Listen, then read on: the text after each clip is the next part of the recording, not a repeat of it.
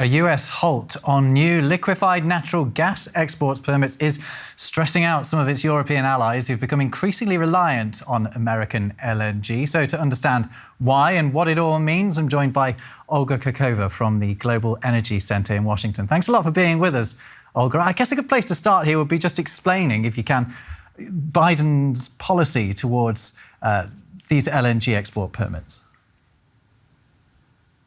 Sure, thanks for having me. So this executive order puts a pause on any new permits on LNG projects that are currently in the pipeline. So a total of 17 projects, but the 4 that are furthest down the line are the ones that are most likely to be impacted by this pause.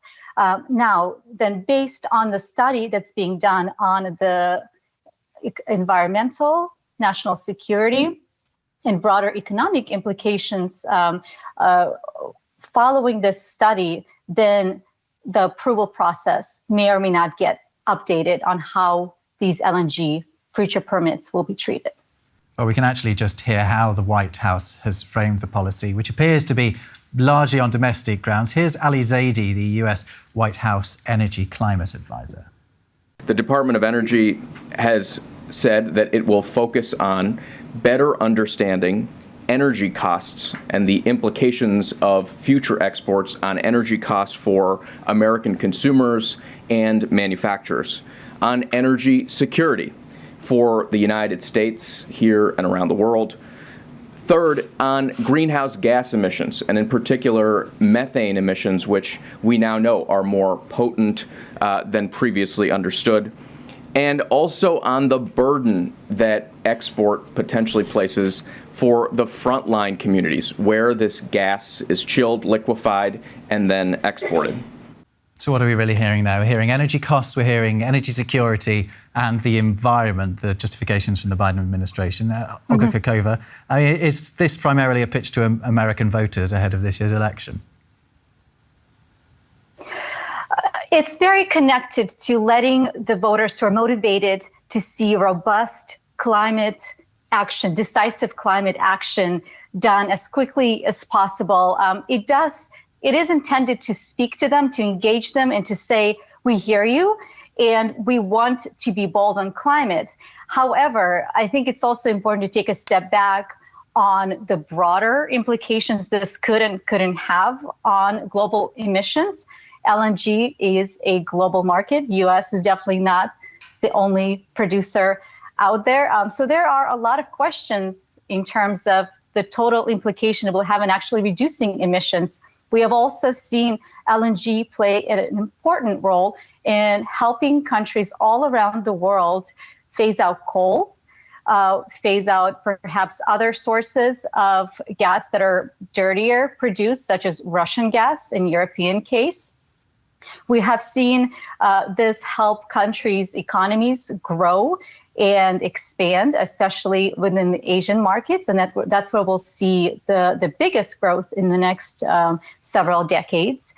So that was the initial driver behind this, is to make sure that the voters who care about climate action, that they feel heard ahead of the election.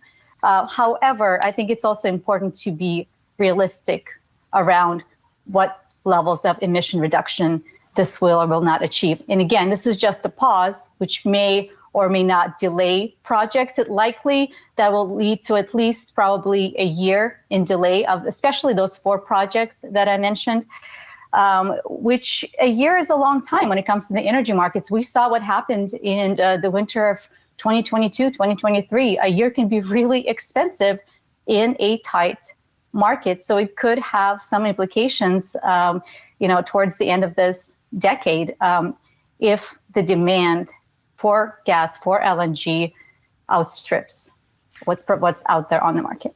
I'm glad that you sort of widen this out into a sort of global perspective, because that's obviously what we're interested here when we talk about the reaction to this in Europe. So the policy appears, on the face of it, to be aimed at helping American households and businesses and the environment. But America's allies in Europe say they're concerned it's going to come at their expense to some extent. Since the EU stopped importing Russian pipeline gas over the invasion of Ukraine, European countries have turned to LNG to fill that gap. And I'm just going to show a graph here. It's a pie chart, in fact. And just look at where almost all of Germany's LNG is coming from. Over 80% of it is coming from the United States. And over here, importers are concerned about any interruption to that supply that they now need. Here's what Tim Kahler, the CEO of the German gas industry group Zukunft Gas, had to say on the subject. He said, US supplies are essential to freeing the EU from the grip of Russian energy dependence. And he said that the organisation was therefore extremely critical of the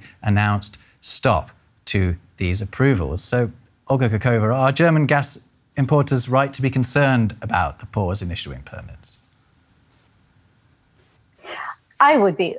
Because Germany has invested tremendous amount of money since the energy crisis hit its peak to build out the infrastructure to receive global LNG supplies, including from places like United States. Because if we're going to be serious about reducing reliance on Russia or eventually completely phasing it out into the future permanently, not just for the next couple of years or the next 5 years or 10 years, there needs to be a strong, robust, diversified supply chain of LNG that countries like Germany can have access to at competitive prices.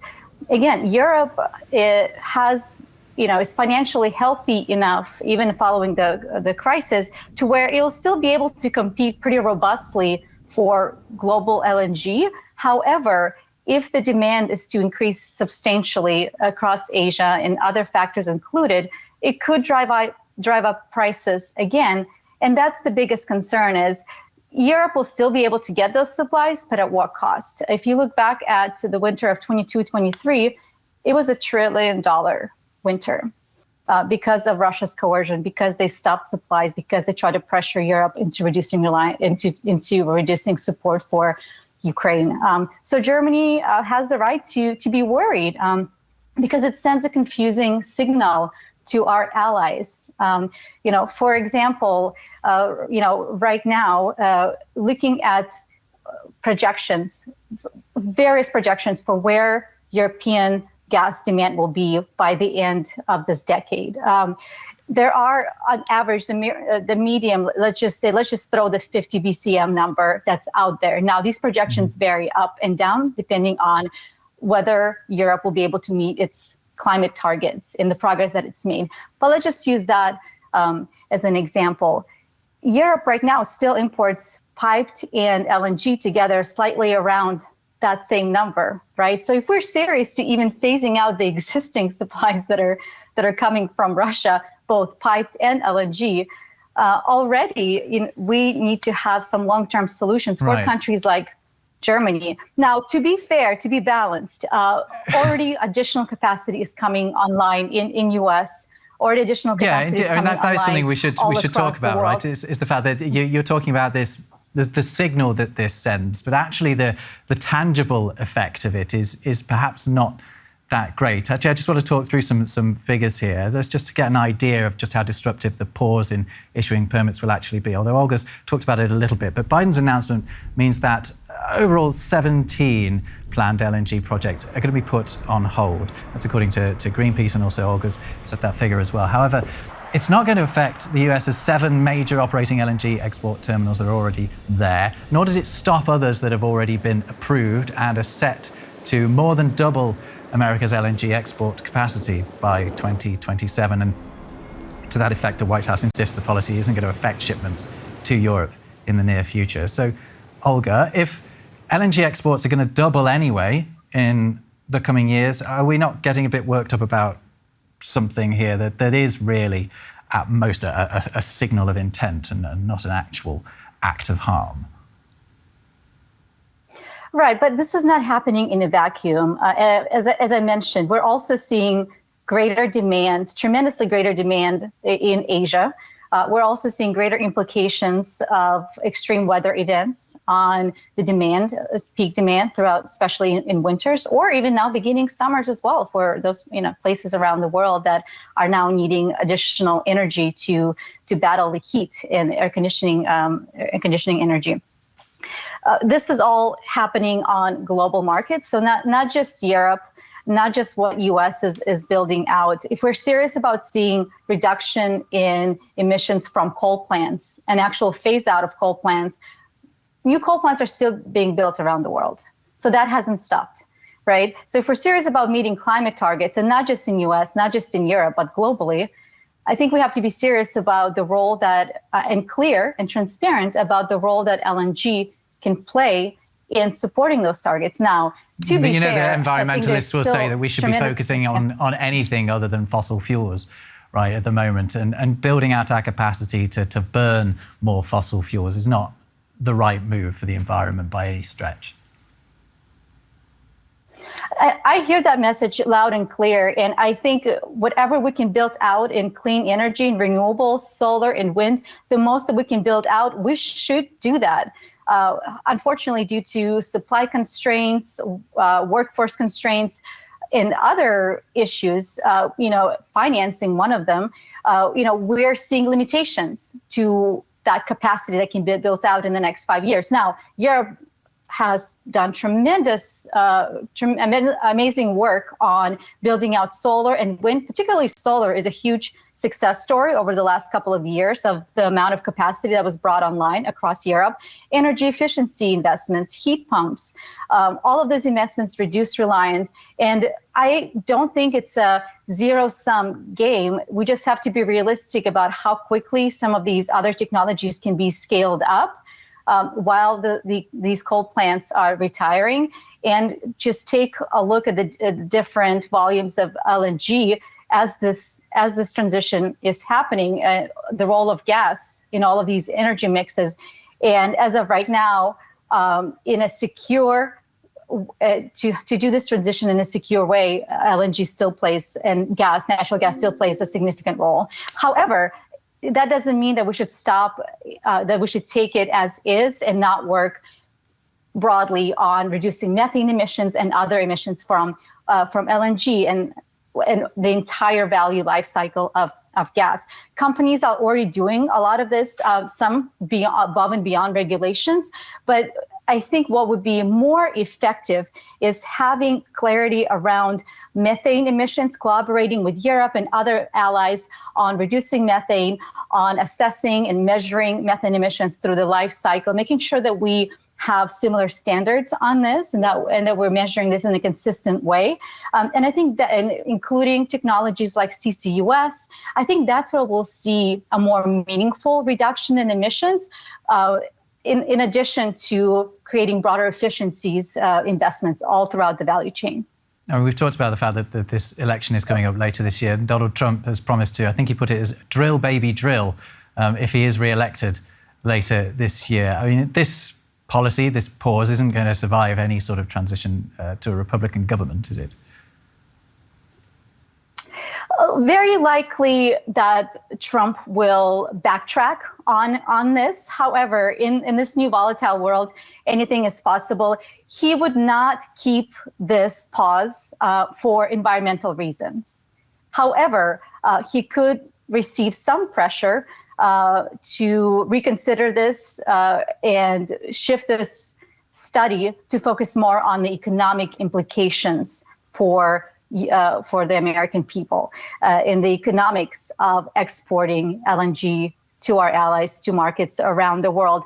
But it is, if I had to bet, I would say that with Trump's administration, this pause, we're going to see this go away. Yeah, they're going to be competing for a certain demographic there, aren't they? The people, particularly that live in the areas around these planned terminals who do not want them there, and of course American households. But the key difference appears to be that President Biden is hoping to attract environmentalists. But I mean, how many votes are there in the environmental vote in the United States? I do think that faction of American society is probably slightly overestimated in this case, because we're seeing more Americans of all ages, including young Americans, just really worry about our economic competitiveness, jobs, and making sure that inflation is not getting out of control. And when you bring it back to energy and relations with our allies, all of this is interconnected.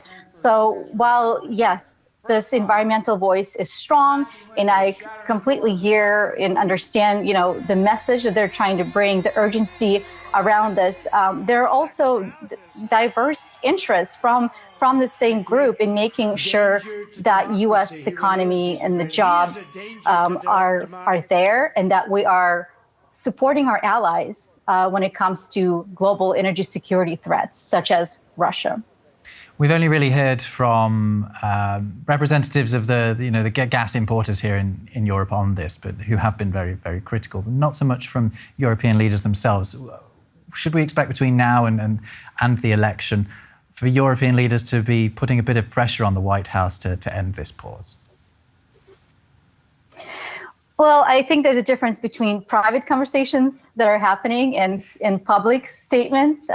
So some of these conversations need to be saved for a more graceful approach, right? But I think the European leaders have been clear about how important U.S. has been as an ally to help them reduce reliance on Russia over the last several years, especially once Russia started using energy as a weapon, weaponizing it against European consumers, and creating, waging an economic war against European consumers. So they have been clear in understanding and applauding, and they have been clear on the political level about the seriousness and urgency of completely phasing out reliance on Russia. There's even, this target. It's not in the policy, but 2027 there will be zero reliance on Russian energy imports. And having options such as U.S., even robust, increased options, increased volumes on the market, that supports these efforts, accounted for all the unexpected things that could possibly happen, potential black swan events, or even shakeups in the market. Again, a difference between a really cold winter in Europe and a milder winter that we were lucky enough to see a couple of years ago, and even this winter being somewhat mild, is 30 BCM, right? Now, the irony of it is like the four projects that I mentioned earlier. Yeah. Billion cubic meters. The four projects that I mentioned that are furthest down the line and that were going to be most impacted by this pause, they're roughly around 30 billion cubic meters. So just an example of the variables that we're playing with, not 10, not 20, not 30 years down the road, but even in the near future, and then watching what Russia is doing with its LNG exports capabilities, having U.S. sanctioned Arctic 2 has been a tremendous success in hampering some of their development abilities, but they're still seeking out and trying to find other alternative technologies. They don't have their own sufficient technologies to do this right. So they're looking for alternative allies to help them develop this market. The worst case scenario here is that if we get to a market crunch, the risk of a tight market of higher demand is higher than the risk of stranded assets when it comes to LNG is another way to look at it. And in those cases, players like Russia will take advantage of this market tightness and once again try to enter back into Europe's energy mix. They went from 40%, you had a great chart initially, 40% to slightly over 10% of Europe's energy mix. And it was a really painful, challenging transition for European consumers. It was a really expensive transition, and Europe should celebrate the fact that it was able to do so successfully in a record time. However, insufficient volumes out there on the market, not on the political level, but on the market level. I think politically, Europe is very much aligned in ending reliance on Russian gas. However, there are market forces that could pop up that could put some pressure on potentially increased imports from Russia. Right now, Europe does not have any bans on Russian pipe gas or Russian LNG. So as of right now, a lot of it is still those exports to Europe is something that actually Russia did to itself, and it's remained. But now these countries are being more proactive about where they want to see those exports in the future.